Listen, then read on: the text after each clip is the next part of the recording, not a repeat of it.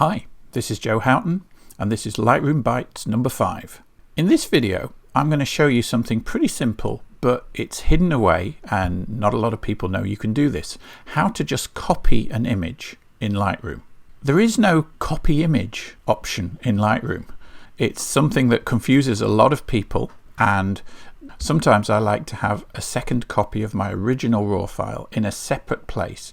I have a folder called Salon Masters, which I put a copy of the original RAW file in for any of the images that I'm going to submit to a salon, because sometimes, a salon could ask to see the original RAW file. So I want those all together in one place where I can find them. So how do I do that? Well, let's just pick a RAW file. So here's a RAW file, a DNG, okay, of these buildings. And to make a copy of that, I go down to Export, and I'm now in the normal export dialog. Where do you want to put your copied image? A specific folder, the same folder as the original photo? That's not a good idea because we're making a copy of it. So let's say a specific folder. Okay. And then if you want to choose a folder from your Finder or your Windows Explorer, here we are, and I'm in my Print Photos folder there. And if I sort by name, I could go down here and I've got various folders set up.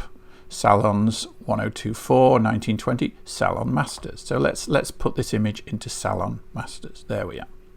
Choose. So now it's going to go into that folder. I don't need to rename my file, but I could if I wanted to. But the key thing here is this drop down here. Now, most of the time when you're outputting images in Lightroom, you're probably going to either be outputting them to JPEG or maybe TIFF or PNG. Copies of your edited image that then you're going to send into Club or to a salon or whatever. But what we want to do is just make a copy of our original image. So we choose original file. Okay. So that's not going to change the file at all. It's just going to take the original file and it's going to duplicate it into wherever you told it to put the file. And then down at the bottom in post-processing, I'd normally say after the export, just show me in Finder so I can just be certain that that file has actually appeared where I want it to be. And it's as simple as that. So now I hit the export button.